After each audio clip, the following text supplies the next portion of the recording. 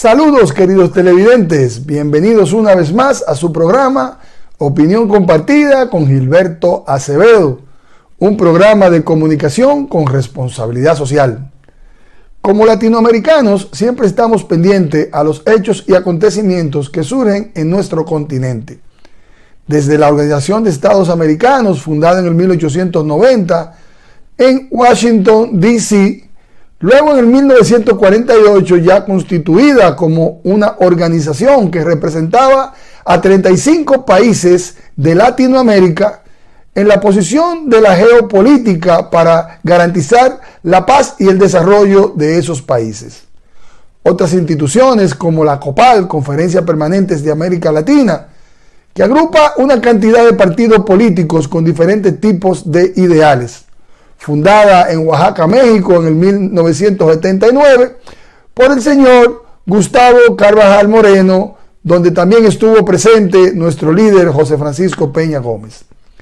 En este momento que los actores del sistema están jugando un papel preponderante para preservar la democracia que tanto le ha costado a este pueblo latinoamericano, Opinión Compartida ha decidido desarrollar un conjunto de entrevistas, de encuentros, de exposiciones con los principales dirigentes y los principales actores del sistema de los países latinoamericanos.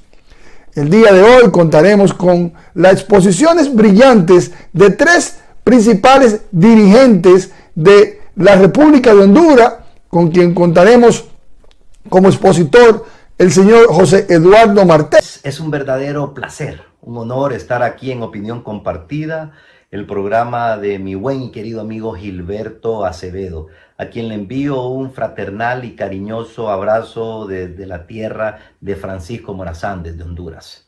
El día de hoy nos convoca el plantear nuestra visión de lo que está sucediendo en Honduras y de las perspectivas que se presentan en el corto y mediano plazo.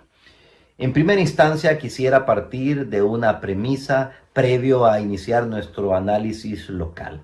Y es una premisa que a mi criterio es de carácter universal. La democracia está en crisis.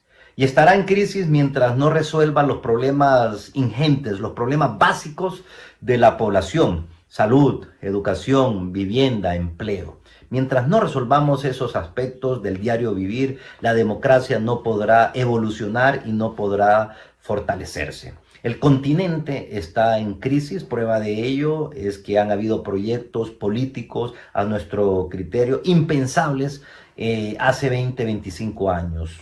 Me refiero, por ejemplo, a Donald Trump en Estados Unidos, a Bolsonaro en Brasil y recientemente a Javier Milei en Argentina. Proyectos políticos que por sus propias características no encajan en lo que conocíamos como democracia en nuestros países. Pero la misma crisis, la misma desesperación de los ciudadanos ha conllevado a experimentar estos proyectos que no en todos los casos tienen el éxito que prometen en etapas electorales. Centroamérica también vive una situación conflictiva y deberíamos de agregar un elemento que, si bien se presenta en otras latitudes, aquí ha tenido connotaciones mayúsculas: la incursión del crimen organizado y del narcotráfico en nuestro poder político. Prueba de ello es que hace unas cuantas semanas en Nueva York, en la Corte del Distrito Sur de Nueva York, fue condenado por narcotráfico el expresidente Juan Orlando Hernández, quien ocupaba la presidencia hasta el 28 de enero del año 2022. Eso nos da una dimensión del papel y del rol que había y que sigue jugando el narcotráfico en nuestros sistemas políticos. Recientemente, sin embargo, nos genera mucho entusiasmo y mucha alegría el triunfo en Guatemala de Bernardo Arévalo, que representa la política sana, la política bien intencionada, la política que nace desde la ciudadanía. Bernardo Arévalo es una bocanada de oxígeno para nuestros sistemas políticos aquí en la región y genera, insisto, una esperanza de fortalecimiento a través de las urnas y a través de las vías pacíficas. Habrá que ver el desarrollo de su gestión, de esa nueva primavera democrática. El resto de Centroamérica tiene problemas de una u otra manera, particularmente Nicaragua, en donde el régimen de Daniel Ortega ha eliminado cualquier tipo de competencia electoral y con eso desnaturalizando cualquier tipo de democracia. No puede haber democracia sin un proceso electoral libre y transparente, y eso no se está dando en el vecino país. Y el otro caso, también diría yo paradigmático, es el de Nayib Bukele, que si bien es cierto, tiene todavía un apoyo mayoritario de los salvadoreños, no deja de ser una amenaza por sus prácticas autoritarias. Ojalá que esto no trascienda la línea roja de lo que debe de ser democracia, pero habrá que esperar.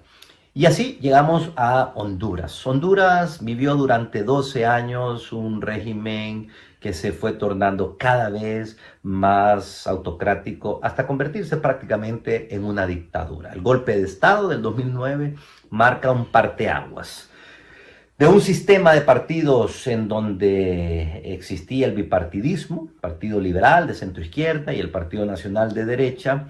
El golpe de Estado atomiza, fracciona el sistema de partidos, y en las elecciones del 2013 participan 10 partidos, pero hay 4 fuerzas que tienen un apoyo más o menos significativo: el Partido Liberal, el Partido Nacional, el Partido Libre, que es el partido de Manuel Zelaya, el expresidente que sufrió el golpe de Estado, y otra fuerza que en aquel momento se denominó el Partido Anticorrupción de Salvador Nasralla. Durante estos 12 años se ha ido mermando la institucionalidad de por sí débil de nuestro país, y eso se ha visto reflejado en los índices que reflejan las distintas instancias. Hemos alcanzado niveles de pobreza preocupantes que fueron profundizados por los efectos de la pandemia, cercanos al 80%, niveles de desempleo y subempleo en torno al 60%, actualmente estoy hablando. Somos uno de los 10 países más desiguales con toda seguridad del mundo, y todos esos elementos junto a otros generan un fenómeno que es ciertamente preocupante: la migración. Somos un país que, de acuerdo a instancias internacionales, expulsamos de nuestras fronteras aproximadamente en torno a 800, 900 hondureños al día en promedio. Eso es un drama para nuestra sociedad. Ese desangrado de nuestras familias luego tiene repercusiones de otra índole, porque las familias se separan, quedan niños huérfanos al cuidado de sus abuelas, de sus vecinos, y eso va fragmentando esa unidad tan importante como lo es la familia. El 2021, en las elecciones generales, que son las últimas que hemos tenido, Xiomara Castro del Partido Libre logró la victoria, obviamente acompañada de otras fuerzas políticas que, dadas las circunstancias que imperaban de régimen autoritario de Juan Orlando Hernández, decidieron apostar por esa opción. Y creo que era lo correcto. Creo que era lo correcto porque la penetración del crimen organizado, del narcotráfico y las redes de corrupción que se habían conformado estaban prácticamente aniquilando al Estado hondureño. Y eso propició esa unidad electoral en aquel momento: sectores del Partido Salvador de Honduras, sectores del Partido Liberal, sectores independientes, el Partido PINU, sectores incluso hasta del Partido Nacional entendieron que había que apoyar a Xiomara Castro, y así se logró. Dicho esto, llevamos 2 años y medio de gobierno, de 4 que dura el periodo presidencial, y yo diría que podríamos hacer una valoración de su gestión en algunas áreas. En primer lugar, creo yo que el grado de penetración del narcotráfico en las instancias públicas se ha reducido sustancialmente. Eso hay que reconocerlo. Pero creo que también se han cometido errores importantes. En un país tan fragmentado, tan polarizado desde el golpe de Estado y con tantos problemas, creo y estoy convencido de que las alianzas políticas y con otros sectores, con otros ámbitos como el social, como el empresarial, son indispensables para impulsar una agenda de gobierno exitosa. Y creo que ahí hay un error de parte de la actual administración. Si bien es cierto, ganó con distintos sectores, al momento de establecer su gabinete de gobierno y la composición de su gobierno ha sido exclusivamente con miembros de un partido político, y eso hace que no todos los sectores estén involucrados en esa gesta. Creo que eso es un factor importante. Y eso ha generado una situación muy compleja a la hora de aprobar leyes, aprobar proyectos, aprobar mociones en el seno del Congreso Nacional. Como les he dicho, es un sistema de partido fragmentado. El Partido Libre, el partido de gobierno, tiene 50 diputados de 128. Ni siquiera alcanza la mayoría simple. Y eso dificulta la aprobación de leyes que sirvan para impulsar las promesas de campaña. Y no se ha dado ese ambiente de consenso, ese ambiente de construcción de acuerdos en el Congreso Nacional. Todo lo contrario, las posiciones se han ido polarizando. Se ha agregado ese ingrediente ideológico que muchas veces dificulta la suscripción o por lo menos la generación de un buen ambiente para discutir. Hay que tener mucha más madurez. Hay que tener y despojarse de intereses particulares para poder construir acuerdos de Estado, acuerdos de nación. Y ahí es donde yo veo una falencia. En el mes de septiembre de este año se convocará a elecciones primarias y obviamente eso ya va a dirigir las miradas en otra dirección, en la dirección electoral, y ya en ese periodo es muy difícil lograr construir esas reformas y esas decisiones políticas para mejorar las condiciones de vida de nuestra sociedad. Diría que el actual gobierno se ha quedado corto. Diría que el actual gobierno no ha tenido esa madurez y sensatez indispensable en estos momentos. Diría que le ha faltado esa visión de entender la polarización de nuestra sociedad y la necesidad de reducir esos niveles de confrontación. Pero eso requiere, insisto, mucha madurez y mucha sensatez, y hoy no impera en la clase política.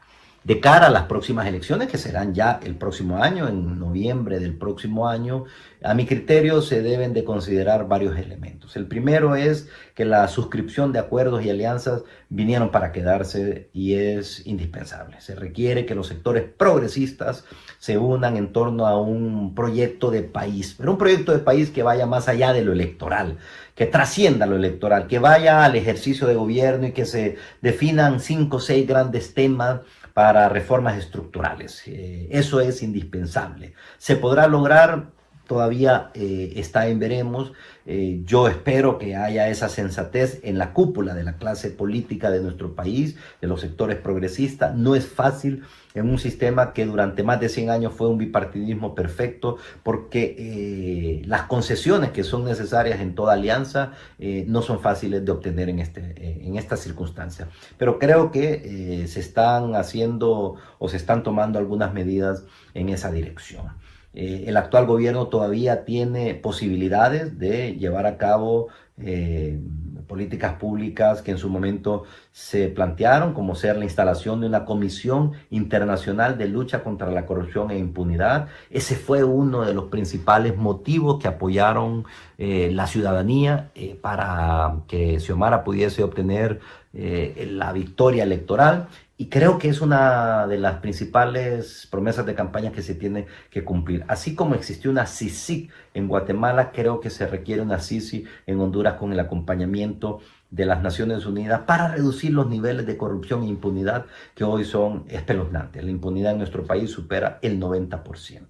Entonces, todavía hay tiempo para impulsar esos proyectos. Se requiere una gran inversión en educación y en salud. Son dos temas que han estado ciertamente descolgados de la agenda política desde hace muchísimos años, y creo que debe de volverse una prioridad. Y también se tiene que invertir en infraestructura. No puede haber desarrollo si no hay infraestructura, si no hay sistemas de energía eléctrica eficaces y eficientes, y eso todavía está pendiente dentro de la agenda de la actual administración.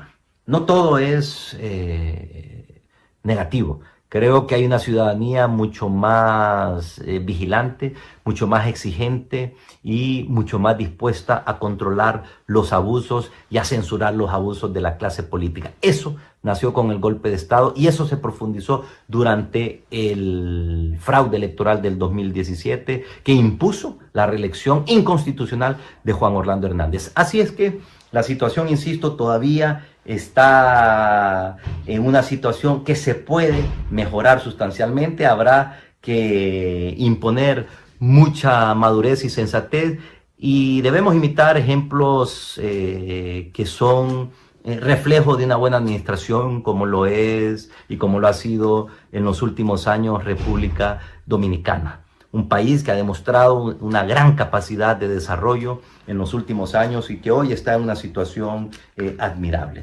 Además, huelga decir que le tengo un gran cariño a República Dominicana porque viví durante cerca de 3 años y medio en ese país y le tengo y le guardo mucho cariño. Así que mis mejores deseos, espero que esto brinde una idea mucho más clara de lo que está sucediendo en Honduras. Un fuerte abrazo a la distancia y espero que les haya gustado. Opinión compartida.